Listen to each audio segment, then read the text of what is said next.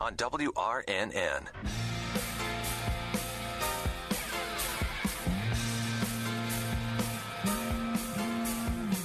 Hot Talk 99.5, the Hot Talk Morning Show with Dave Priest and Liz Callaway. Good morning, it's 9:35. I, of course, am Liz Callaway, but you are not Dave Priest. No, I'm not. I'm not Liz Callaway either. I'm Pat Taylor. Glad to be Pat with you. Taylor, filling in for Dave, who will be back on the air tomorrow morning. Yes, he will, allegedly. Yes. Well, I just wanted to, I had just told you about Dr.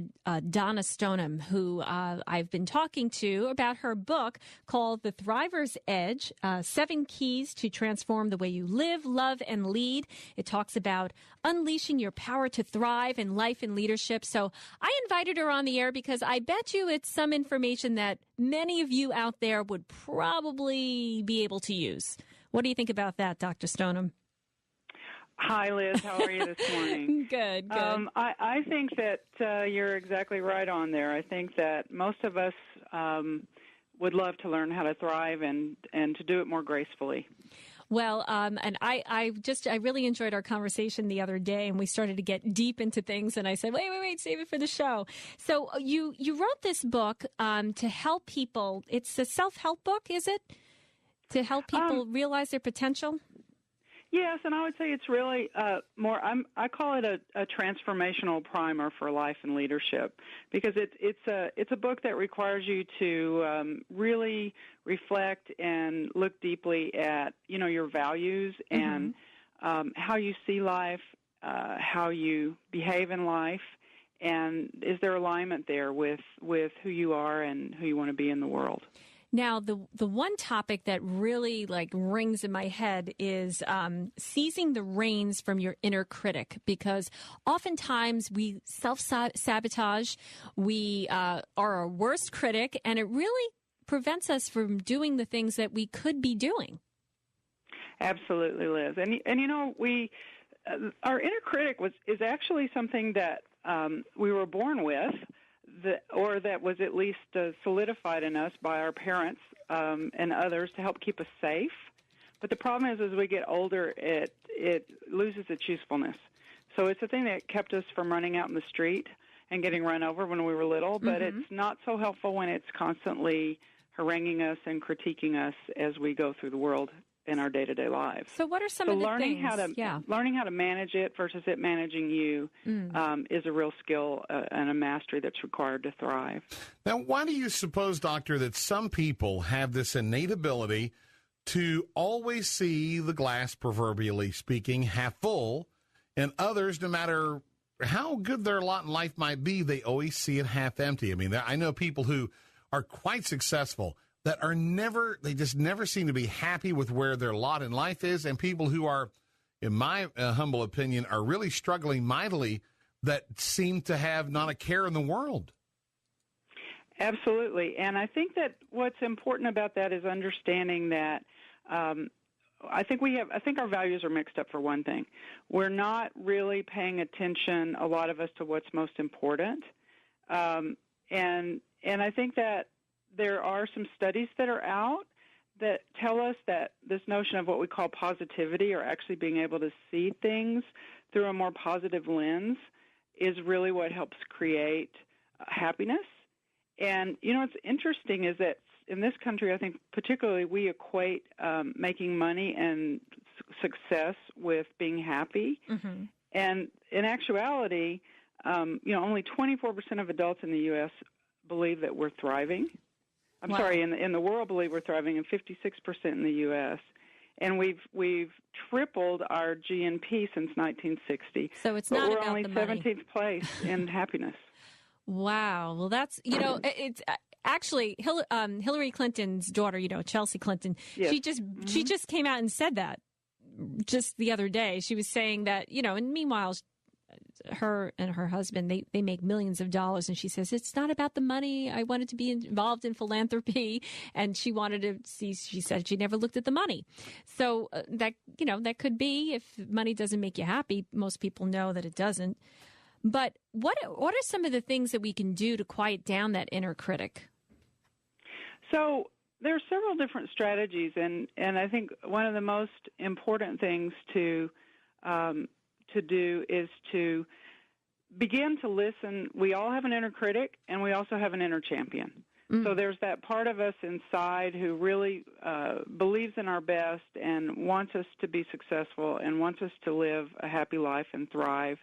And it's almost like we have to learn how to manage it and turn down the inner critic and turn up the inner champion.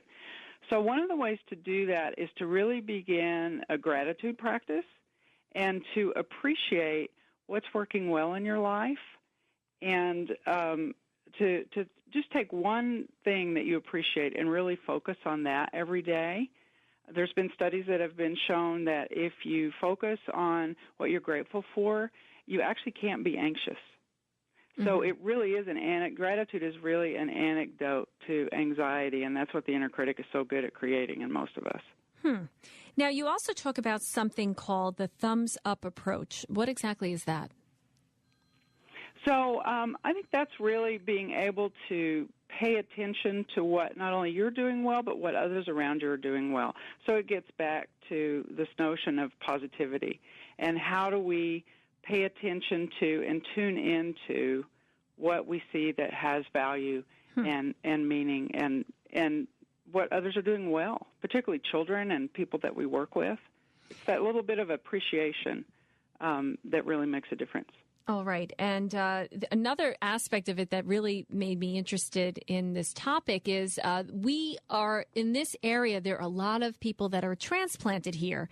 And a lot of times when you transplant somewhere, you have a chance to turn over a new leaf, as Pat put it. But you're also leaving a lot of your history behind, some family members, some friends, maybe a job. You maybe you're retired. I mean, the life down here changes when you move. And when you're transplanted somewhere, what are some of the things that you can do to bloom freely in your new garden, if you will? Yes, I'm sure that's very true where you are, and I live in California. It's very true here as well. It's hard to meet people who actually are from here. So I think one of the things is not losing the friendships and the connections that you've made other places is really important. Creating a network of support in a new place is also really helpful. So joining clubs, activities, churches, synagogues, places where you can find community, children's schools. So creating a network of support wherever we are, I think, is critically important to thriving and helping us feel more connected to the place that we are. I think volunteering is a huge way to help with that as well. And when you move to a new place. I also like the analogy that you used regarding pulling weeds. You know, even though, the garden looks so beautiful and you're firmly planted, weeds tend to grow. And if you don't weed them out, they can sort of take over. I think that probably the biggest piece to thriving is self-awareness. And self-awareness asks us to ask questions about ourselves and be in a reflective place and be willing to really be honest with where we are and what our shortfalls are, as well as our strengths. But you come from a place of strengths and try to highlight those and work from that place, but with a mindfulness around the areas that you need to continue to grow. We're a work in progress all the time as human beings. Now, it's funny because I get told a lot, you're just always happy all the time. You just seem to always be in a good mood all the time. And I think about that and I say to myself, well, I'm not in jail. I'm not in the hospital. I'm still here. I haven't been drafted into the armed services yet, although I'm too old.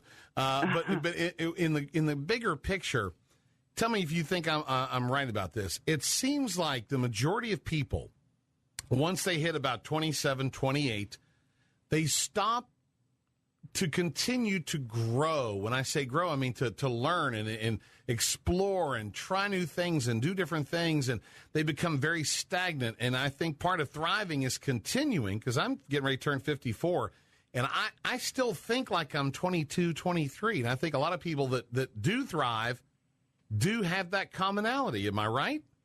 I think you're absolutely right. It's actually what you're describing, Pat, is one of the 7 keys that are in my book, which is expansive-ness. Well, I got lucky on that one. Look at me. Lucky 7. Yeah, there you go. So I'll take you on the road with me. So the thing about expansiveness is we always have to be moving into keeping ourselves elastic, so to speak, right? Especially as we get older. That becomes more and more important to me every day, I'll tell you. Yeah, so, what are the things that we can do to continue to expand our mindset? And that's like doing things that we wouldn't normally do. If you're an avid fiction reader, then read a biography. If you watch a particular TV show, change and do something completely opposite. So it helps us keep our perspective broad. And that's really important for growth. At church this Sunday, it happened to be one of the topics as part of his the pastor's Enjoy Life series. And one of the things he said that really hit home for me, and which is what I hear you saying, is stop being so busy dying and get busy living. Wow. And deep. Yeah, because sometimes people, as we get older, we start thinking of how things are going wrong and, how you're not moving as quickly and how you didn't get this accomplished. And that there's no excuse not to get something accomplished when you're 75, 85 and try something new. I mean, we've been hearing about college graduates at 102, teaching school. Yeah. And I think that's a good point. It is a good point. And I think the other thing that shifts, I'm an executive coach, and I work with executives, I have for years, and leaders, developing leaders. And one of the things that I find is at about the age of somewhere around 35 to 50, there's this shift that often happens, and the shift becomes, instead of what can I get, it's what can I give. And I think that's a really significant shift that's critically important for thriving and for happiness, is like, what can we really give back to the world? We've taken it. It's given us a career. Now, what do we offer? What can we offer back? And it's almost like we need some instruction on that. It's like, that's very JFK-esque. When you think about it. It's not what you can. Exactly. What your country can do for you. Yeah, and it's true. It's true because when you focus on giving, you're not focused on yourself. Well, and the other thing that we're focused on when we're always thinking about what we can get is, I think that gets us into, I'm sure you've heard the term, it's probably way overplayed, but this notion of affluenza, which is, always in search of the pursuit of the next thing, the next thing, the next thing. I worked as a hospice chaplain for a part of my career, and I will tell you, I never had a person on their deathbed look at me and say, gee, if only I had been a senior vice president. What I heard people say was, if only I'd spent more time with my kids. Right. If only I'd worked on building a better relationship with my spouse. So it's like we're focusing on the wrong things, and our values are mixed up. And we don't realize it until it's too late. How do we make that shift? Okay. Well, that was Dr. Donna Stoneham. And I actually she works for a company called Positive Impact, and I put the website on the Facebook page, and also the name of her book, which is The Thriver's Edge, 7 Keys to Transform the Way You Live, Love, and Lead. And you can actually click on that website link on our Facebook page to find out how you can get that book and learn more about Dr. Donna.